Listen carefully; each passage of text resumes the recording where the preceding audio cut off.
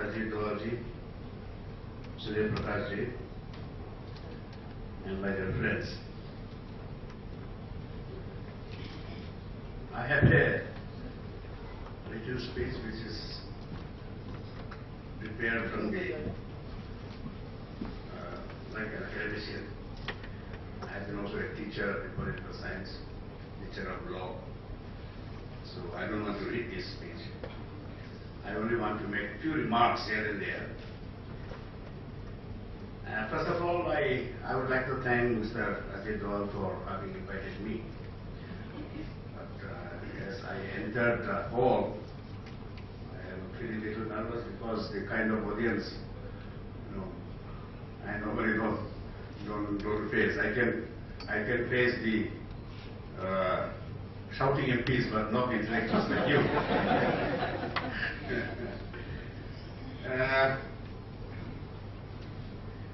I came to Parliament first time in 1977. That was the turning point of the new history in India, where the single party rule was over.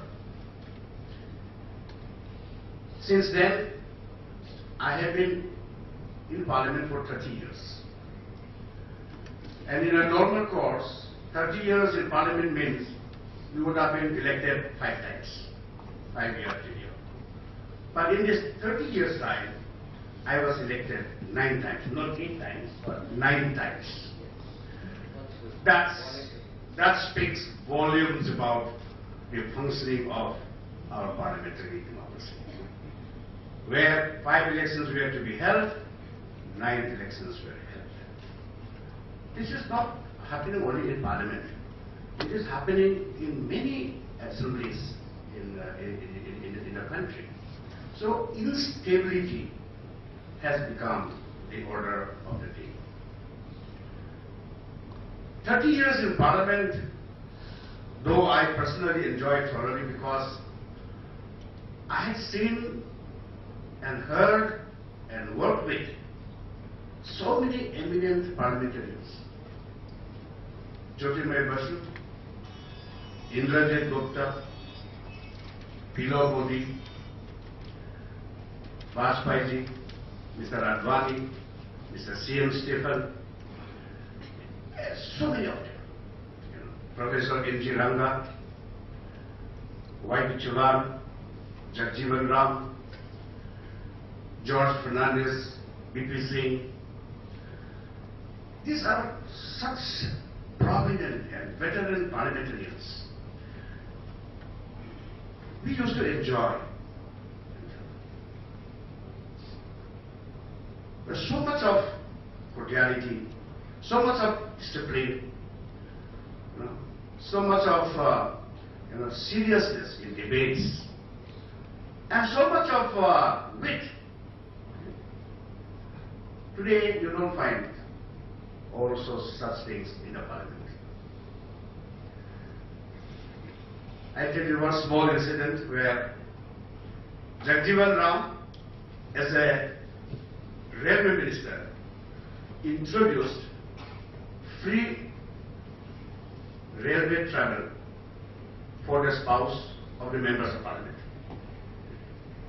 Free. As the member is getting, the wife also or husband also will get. One honorable member stood up and asked the minister, what happens to a member like me? I am not married. I have no spouse. Can I take somebody along with me? Jagjivan Ram stood up and said, honorable member, this privilege is given to spouse, not to a spice. That was Indian Parliament, the kind of wit. When N.T. Ramarao government was dismissed, and Mr.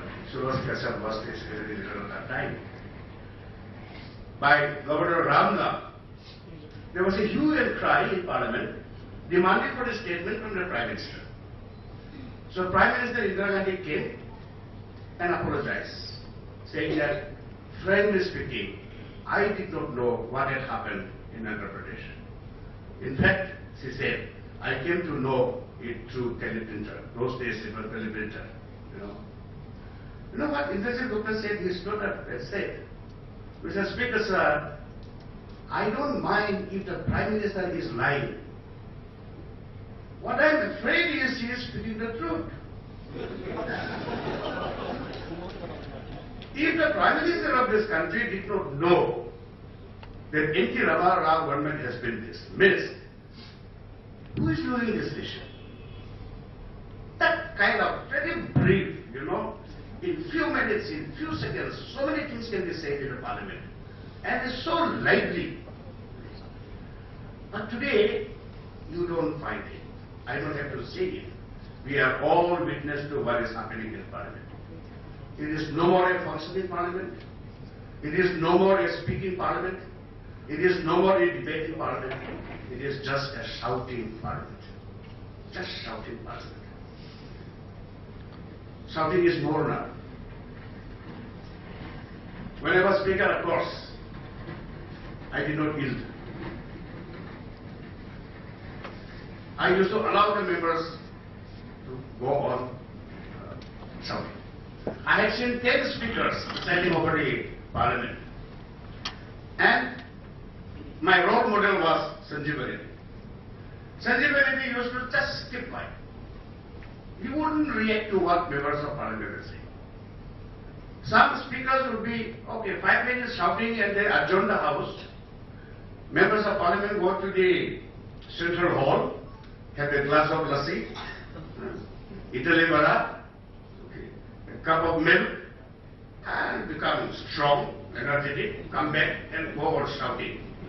I had seen it. I had seen it before I became Speaker. So I was determined that I will not allow that. I will tire these members. Let them get tired. So what I used to do, the latest book that I would be reading, I would make a photocopy of about 2 to 3 chapters, you know. And when the members were all on the well of the House and shouting and shouting and shouting, I would be pretending to read the files, but inside the file it was a novel. I would be reading it, you know. How much one can shout? How much one can shout? After half an hour, 40 minutes, they will say asleep to me. Sir, we are tired. Please make an appeal. We want to go back. Then I used to stand up and pretend to very serious and all appeal to them. And they would go back. But if you adjourn quickly, every 10 minutes there will be an adjournment. Because they keep on shouting. In our days, out of almost about, I don't know how many, maybe 70, 75 departments that the government of India has got, maybe more or less, I don't know exactly. But the budget, 3 months of budget session, you see, practically all important ministries were discussed on the floor of the House. Practically. Very minor departments will be gazetted, but most of the, but today, in the last 10, 15 years, no ministry has been discussed. Last 10, 15 years, every budget has been passed without any discussion. All gazetted. What kind of a parliament will we have today? So, as Mr. Governor has said, it's a matter of serious concern. And I think as the responsible citizens of this country, we should try to rectify it. And ideas can come from all of you. These ideas will never come from the members of Parliament because they are, you know, self-interest is there. So the academicians, the intellectuals, the NGOs, and the people will have to tell what is to be done. I am very clear in my mind. I am not in favor of presidential form of government. I am for parliamentary system of government. Because our country is such, with so much of diversities, everybody wants a place and honor in this country. Parliamentary system of government is the government where you can accommodate different sections of the people. If people from different regions can be accommodated. We read in our school days that democracy is the government of the people, by the people, for the people. But when you come to practical democracy, it means nothing. But it only means sharing of power. If you share power with me, then I am a Democrat. And you are a Democrat. If you don't share power with me, then you are a dictator. So that is the kind of concept. So sharing of power. And sharing of power is not possible in the presidential form of government the way the American Constitution is. But parliamentary system of government gives much more scope for getting the people represented. That is the reason why I have always been propagating for parliamentary system of government. But the kind of parliament and that we have today, I am a very shaky man now. I'm not very sure whether we should continue with that or not. Unless we go and drastically change some of the provisions of the Constitution, bring some amendments. Now, many people, as we were also taught in the colleges, in the schools, what is the function of the government? The function of the government is legislation. Function of the government is, to make the government accountable to the House, and through the House to the people of India. That is the function of it. And debate on national and international policies, issues. These are the three main parameters. But much more than these three areas of legislation, making the government accountable and debating on the policy and formulating it, the most important duty of the Parliament of India, I'm talking about Lok Sabha, is to produce a Prime Minister. That is the first duty of the Parliament. And last 16 years, right from 1996 till today, Parliament has failed to produce a Prime Minister. Failed. 96, when no political party could get, this political party started searching the Prime Minister. Who can become a Prime Minister? They looked at Vimarsha. Went to Vimarsha. Vimarsha was willing. But a political agree, which he described at the letter says as a Himalayan Landa. So he had to decline. Then they had to search again. Ultimately found Devgowda, Chief Minister of Karnataka. 542 members of Parliament elected directly by the people of India are sitting in the Lok Sabha. 542.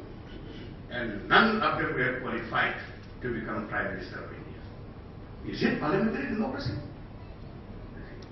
After Devgowda government has gone, again they had to search a Prime Minister outside Lok Sabha. And they found I.P. Gujarat, a member of Rajya Sabha. And today, for the last 8 years, we have a Prime Minister in the person of Dr. Manmohan Singh from Rajya Sabha. He is not elected by the people. And I am of the strongest view that the Prime Minister of India must belong to Lok Sabha. We must amend the Constitution and say that only a member who is elected to Lok Sabha shall be eligible to become Prime Minister of India. We have to do that. Otherwise there is no meaning of parliamentary democracy. It's better to go for dictatorship. And secondly, who elects the Prime Minister? Either he is elected by the so-called ruling party or ruling coalition, or he is nominated by somebody. Either nominated. Why? If the Speaker of Parliament has to be elected by the members of Lok Sabha, why can't the Prime Minister of India be elected by Lok Sabha? I am of the strongest view that Prime Minister must belong to Lok Sabha. Can you imagine? Prime Minister of India is supposed to be the leader of the House. But he cannot vote. He cannot vote for his own government when there is a confidence motion or no confidence motion. He has to depend on other votes. So, Prime Minister should be elected by the members of Lok Sabha. Otherwise, leadership will not emerge. If somebody asks me what is the biggest problem of Indian parliamentary democracy, I wouldn't speak about the function of the parliament at all. That is absolutely secondary. The most important problem that India is facing today is nothing but crisis of leadership. There is no acceptable leader. As Pandit Nehru was acceptable leader, Indira Gandhi was acceptable across the country, Rajiv Gandhi was acceptable, Vajpayee was acceptable. Today, who is acceptable? Produce one leader who everybody say across political parties, yes, he is the Prime Minister of India. No, I don't see. With all my due respect to everyone, to everybody, I have to make that statement that today we are not having a national leader. Reason is a decline, sharp decline of national parties and the mushroom growth of regional parties. I am not for it. I am very sorry that Congress is declining. I am not a congressman now. I am very sorry that BJP is declining. I don't subscribe to the ideology of BJP, but I want, for the sake of parliamentary democracy in India, both the Congress party and the BJP must become stronger and stronger. In fact, in one of the interviews of Shekhar Gupta, what it is called? Walk the talk. Huh? Walk the talk. He asked me, what is the solution now? Temporary solution. Permanent solution we can think of. I said temporary solution can be given, we can have a temporary solution only if the Congress and BJP agree to share power and form some sort of a national government. Then India will have stability. Today, before coming here, we had a lot of discussions on our low-peace policy, the emergence of China, its impact on India, a lot of discussion here over a cup of tea. If we have a strong leadership, if we have a stable government, we don't have to discuss so much. We don't have to discuss so much. I know when China started, liberalization policy within the framework of their own party constitution, I went to China. I spent 15 days. I wanted to study. I went there as a labor minister. I met President Jiang Zemin. I had 1 hour one-to-one discussion with him. I asked him, what is your greatest problem? He said, greatest problem is that we don't know how to run our shops. We are nowhere near India. Because India had, right from the beginning, followed a mixed economic policy. Private sector and the public sector grew simultaneously. But here in China, we don't have an experience of a public sector at all. And now suddenly we have to change over, switch over to private sector, to private sector. We don't have an experience, which India has got. Then why China is going ahead of us?